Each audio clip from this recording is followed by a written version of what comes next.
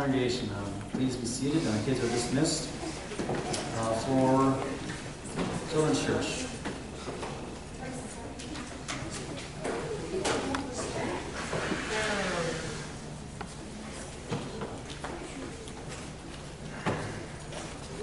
So, God's grace, mercy, and peace be with us all. Amen. Amen. I'm in my let's call low to mid 40s, and I feel that there's at a certain age you receive the right to do this, and I think it's something that we would all love to have this moment in time to do, but I figured, I'm old enough and I've had enough history and background to bring up this important topic, things that tick me off.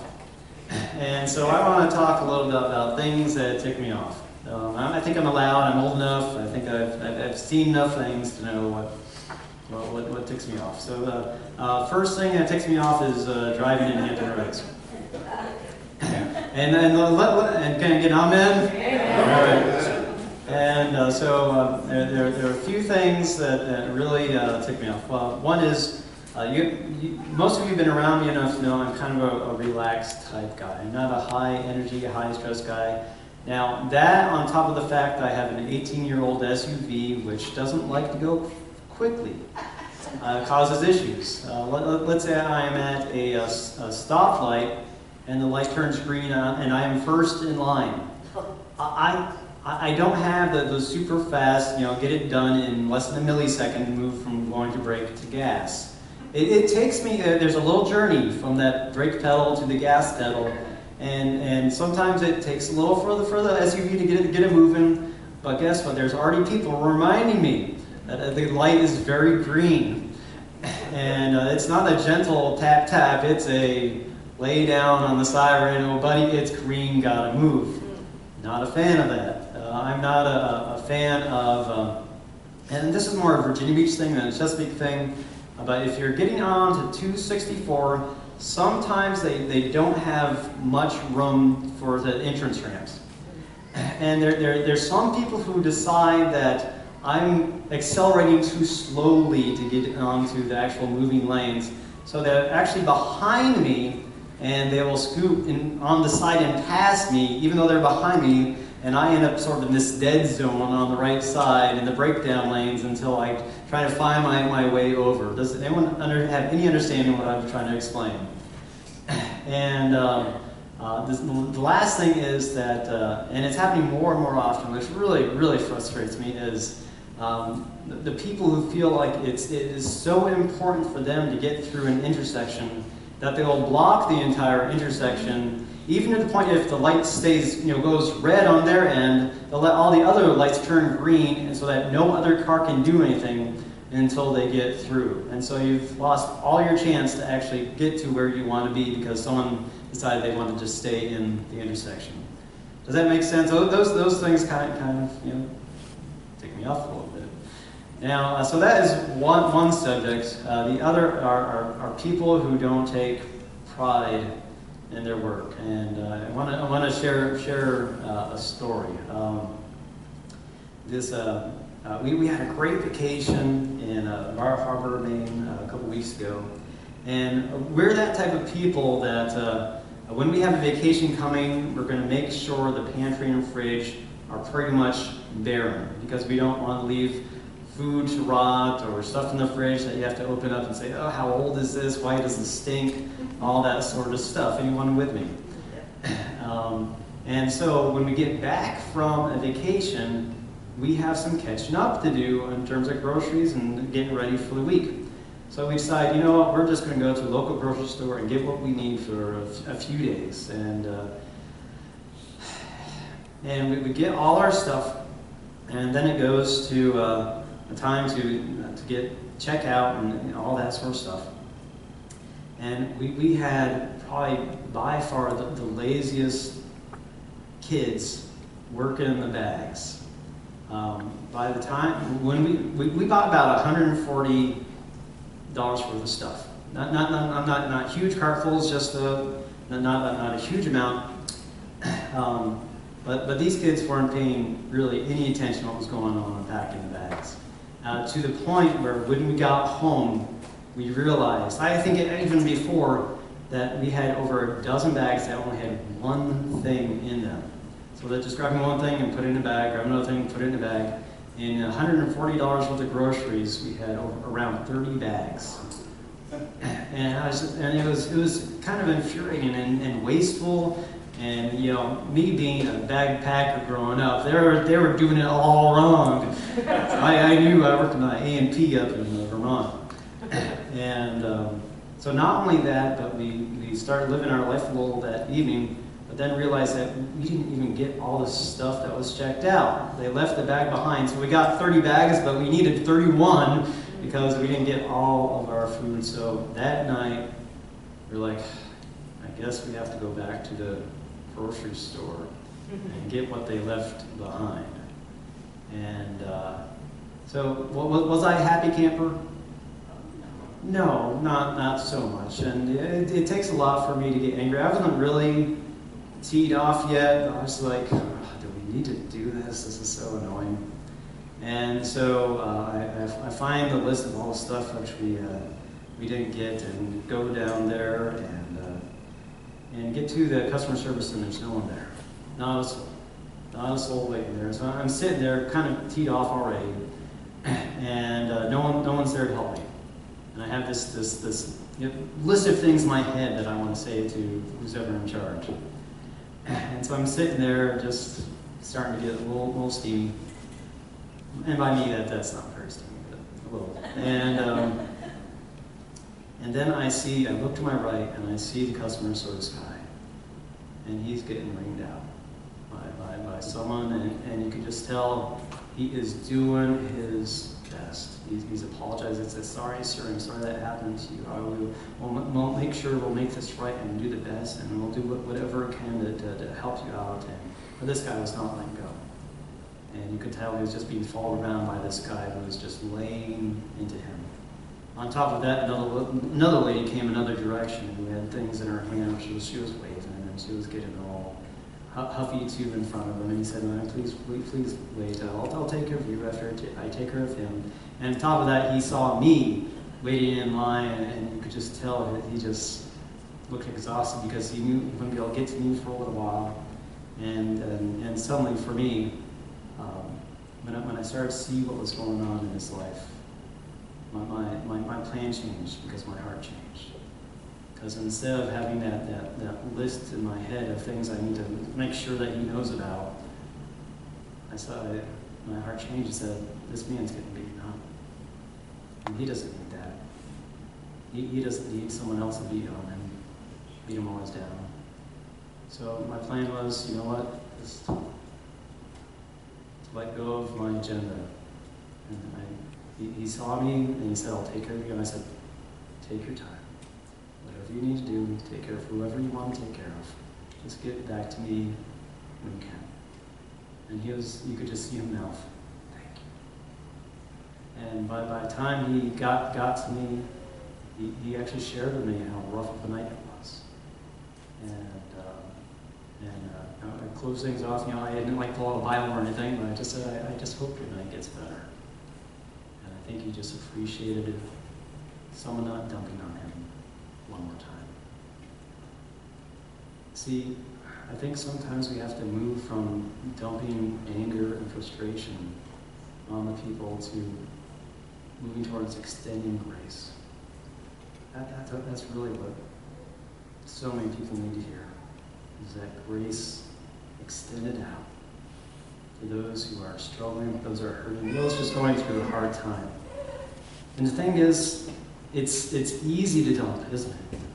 We live in a society that says, if you're angry about something, if you're frustrated about something, if you're not 100% happy with what's happening in your life, no matter if your anger is justified or not, you need to do what? You need to get that anger out and reattach it to someone else. It's not right for you to be angry, so you're going to just toss it on, you're going to dump it on someone else and not care about what's going to happen. And we live in a society which is more and more hostile. We live in this society which is more and more angry, and this sort of, it's almost celebrated in some places. If you go online, if you read chats, if you see the news, this spirit of hostility is just so very, almost applauded. And it's very, very sad. And the temptation is just to go along with it. To just, if you've got something you're mad about, just dump it on someone else. If there's something that's frustrating, to dump it on someone else. But here's the danger. When you dump your anger, you're destroying lives. When you're dumping anger, you have a whole wake of people. You're causing destruction in your relationship with them. From family to friends to coworkers to those you meet. When you dump your frustration and anger on people, you're causing harm to the spirit. So here's the truth in all of this. There are few greater ways to show your love for Jesus than by extending grace to someone. You know, in my years, I have personally never regretted extending grace. Never. If there's a situation where, you know, I have anger or frustration, but I sort of pause and say, you know what, I'm not going to bring this up now. I'm not going to force my anger upon this issue. And in times that I have chosen to extend grace are times I'm thankful I have done that. But I will share with you right now, there are times where I have dumped anger and frustration. Those are the times I do what? I regret.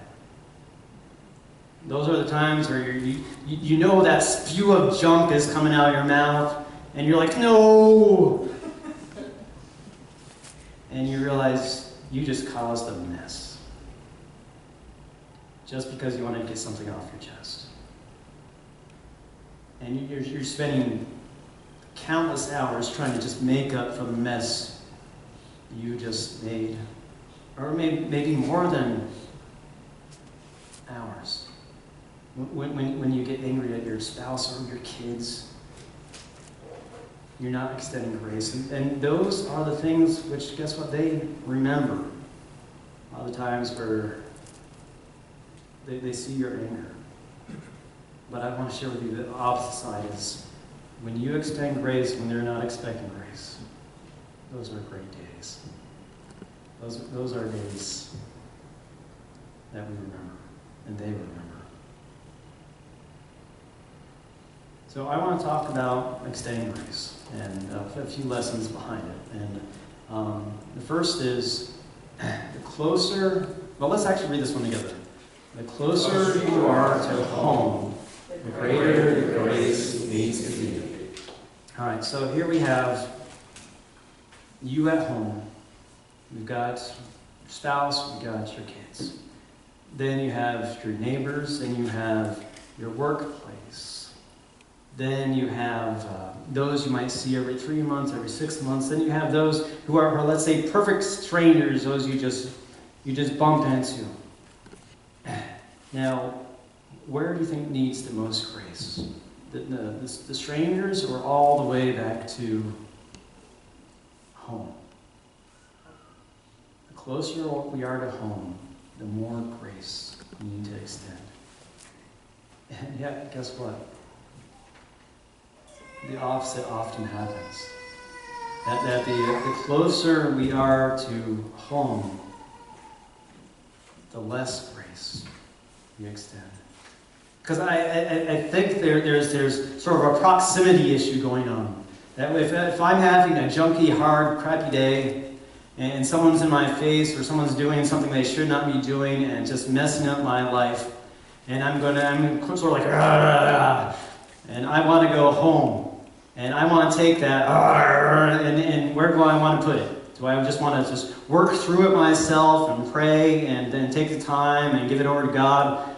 No, that's not our natural reaction. Our natural thing is to say, okay, wipe your clothes, and dump it all over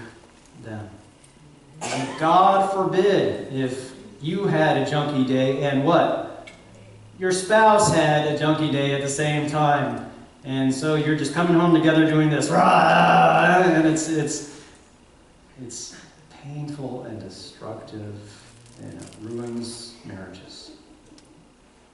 Because instead of extending grace, you're just dumping anger and frustration on the person you love the most. And that does nothing good at all. Never. It will never do anything good. Even though you think you're getting off your chest, guess what? You're just transferring it. It's not disappearing, it's just moving to someone else. And that does it no good whatsoever. So where do we need the most grace? That's home. And if you are feeling like I'm going to be tossing on and dumping junk on my spouse or my kids, go for a walk. Do what you need to do to make sure that you can extend grace. If you've got anger and they do something which infuriates you, and you're just right off the edge, aren't you? Make sure your heart is ready to extend grace rather than to dump. Now, in your bulletin, we have the prodigal son text, right? From Luke 15. If anyone had a right to dump on their son, it was who? Dad. Here this child took his savings, went out and did what? Invested it, right? No, he squandered it in this lifestyle and ended up screwing up his life and came on back. And Dad had every right to do what? How dare you come back? How dare you waste this money? How dare you think you're going to get any love from me? You go back to where you came from. He had every right to dump on his son. But instead he did what? Extended grace. He said, son, come here, let me hold you. What was lost is now found. Let's grab that fattened calf and celebrate, because you are home. He had every single right to dump on his son. Really, he did. But instead he chose to extend the love of God and grace to him. The closer you are to home, greater the grace needs to be. Second is, extending grace does not make sense to some.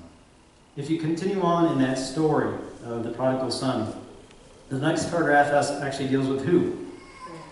It deals with the brother.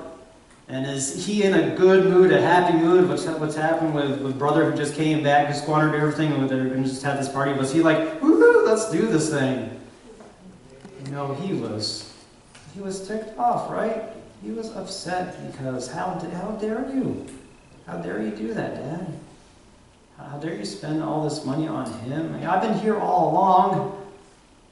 This makes no sense. And sometimes that's going to happen. You're going to extend grace to someone, which maybe someone else near you or a coworker says, why are you doing that? Why are you being kind? Why are you being nice? Why are you acting this way when you really should be acting this way? Why are you being kind when, I would have done this, I would have acted out of anger, I would have kicked that kid out. Sometimes it doesn't make sense. One thing over all the years of being a pastor, I talked to many people about is, okay, how do you handle those people who are the homeless, who are on the sides of driving past and they're holding a piece of cardboard? Do you give them something or do you not? And that's one of those things you got to just know in your heart. Okay, is this something Jesus wants me to do right now, or not? And some people argue with you. Well, they're just going to take whatever you give them and go to the store and just get some alcohol and all this sort of stuff. They have the sort of worst case scenario in their head. And for me, it's about, you know what? It's on them, not me. I'm going to extend grace. And if I'm going to extend grace, then they've got to decide how they're going to use that grace as extended to them. And some people, that doesn't make sense. And you just got to realize that. Some decisions you're going to make won't make sense when you extend grace. All right, so extending grace is third. It's not about just being kind, but acting against the grain. All right, so I want you to grab your scriptures again, and I want to go to Matthew 5. Matthew 5.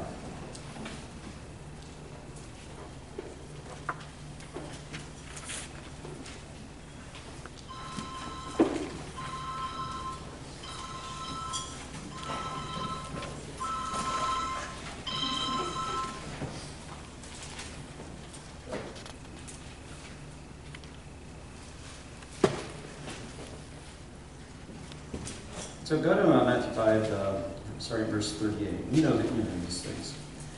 You have heard that it was said, an eye for an eye, and a tooth for a tooth. But I say to you, do not resist the one who is evil, but if anyone slaps you on the right cheek, turn to him the other also. And if anyone would sue you and take your tunic, let him have your cloak as well. If anyone forces you to go 1 mile, go with him 2 miles. Give to the one who begs from you, and do not refuse the one who would borrow from you. You have heard it was said, you shall love your neighbor and hate your enemy. But I say to you, love your enemies and pray for those who persecute you, so that you may be sons of your Father who is in heaven. For he makes the sun rise on the evil and on the good, and sends rain on the just and unjust. For if you love those who love you, what reward do you have? So what I'm talking about today is not us just being nice to each other, but choosing to extend grace rather than choosing what the world would tell you to do.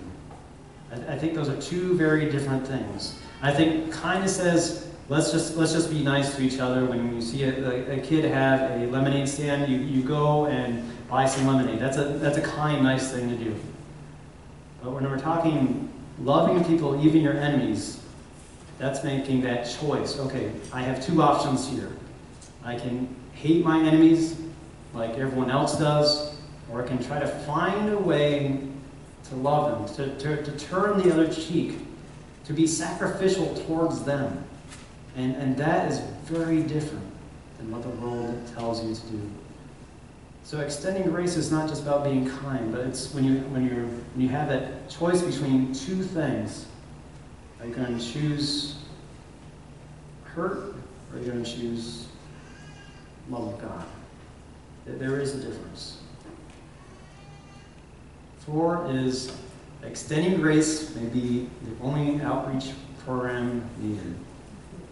What I mean by this is, I bet you, if you pray to God to put people on your path, do you think He's going to do that? Yeah. And do you think He's going to put strangers on your path whom you've never met, that you'll bump into? Yes. And the vast majority of the time, do you think their lives are perfectly perfect? Nothing going wrong? Aren't any issues at all with their marriage, or with their job, or with their finances, or with their health? That everything's just great? No, chances are God's going to put someone in your path which has some brokenness in their lives, who's going through some hurt and struggle and pain.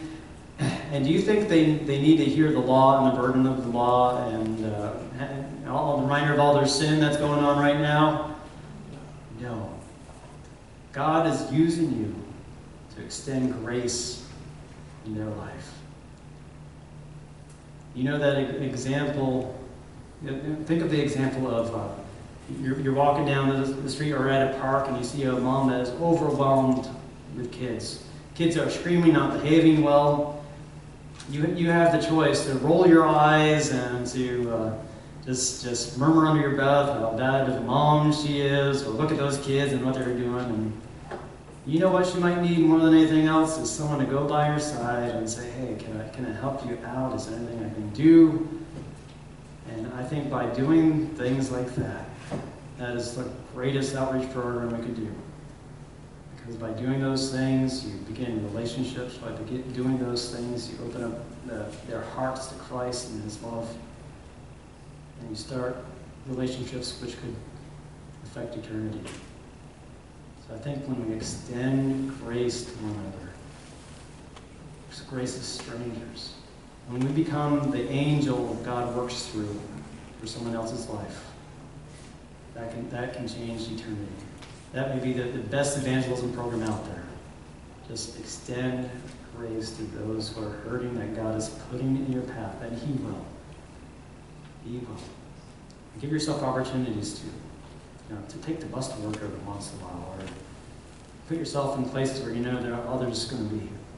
Go sit in the lunchroom with all these other people. Do things in which you'll be exposed to other people, and you'll find out there's a world of hurt out there outside of yourself, which needs grace. And you can be that conduit. Fifth, let's read this together. The only reason we have hope of heaven is because God extended grace to us. Man, oh man, if God saw me and He'd be like, Tim, you're ticking me off one more time. And, you're just ticking me off because of these things that you just keep on doing. You're just ticking me off because you're not being faithful. You're not doing the right things. You're not choosing the right things. And if God counted all my things, all the things I do that fall short, I would have no chance. If God didn't keep on extending His grace over grace to my life, I would have no hope. And so we are models of His grace. Because He has loved us, what do? We love each other. Because He has extended that grace in such a way that I will fully not comprehend, we will not fully understand until we get to heaven. That He's pouring out His riches upon us that we do not deserve, and He keeps on doing that. He does not get tired of me. He has not counted 77 times and said, okay, I'm done with you. He has said, I forgive you because you're mine. You're my child. And He does that for every one of us. And I don't ever want to be like that judging servant. Remember the guy who was forgiven of all of his debt? And what did he do? He went out and found the person who owed him some and said, yeah, pay me up. I don't want to ever be that person. I want to be that person where I know I am made clean and grace is poured out on me and so forth. So I'm going to be pouring out that same grace with everyone I know. Because that grace changes my eternity. And I can't forget that. So I want to close with this thought. I want us to change the scale. Now, what do I mean by that?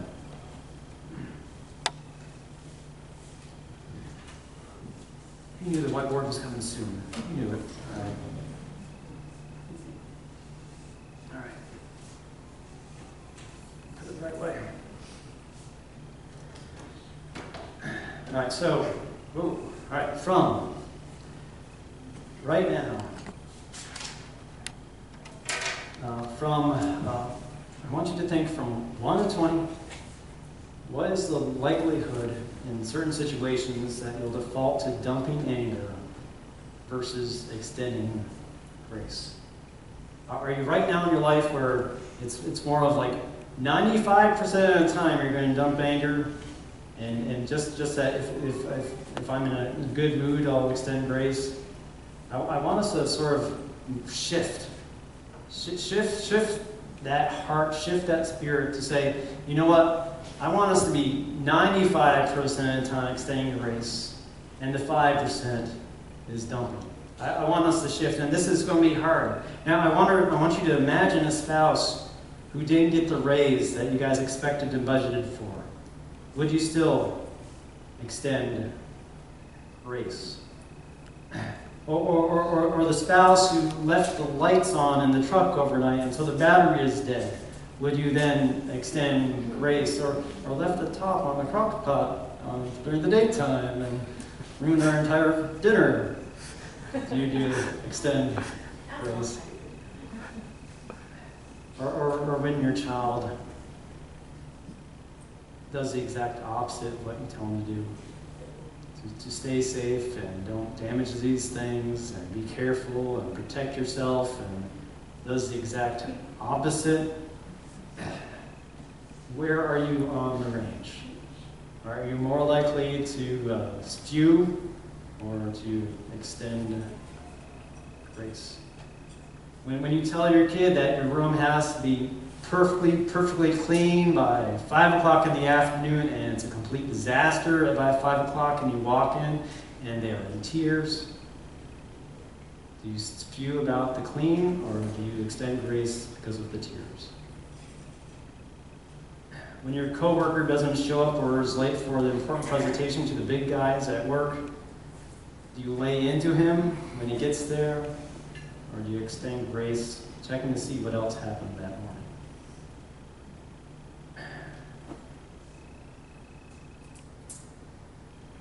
When you're at the grocery store and you're in line and someone in front of you is counting through their purse, making sure they have the exact change, and it takes them an extra 5 minutes to pay, are you ready to explode, or are you extending grace?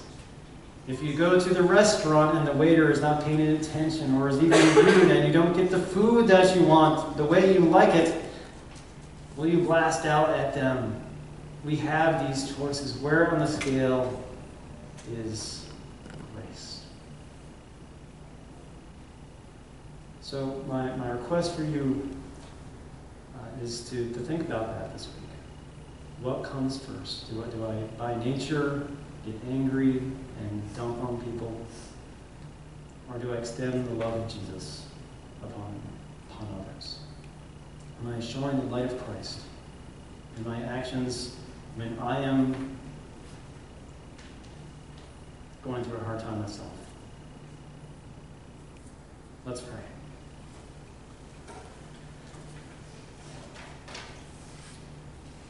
Gracious Lord,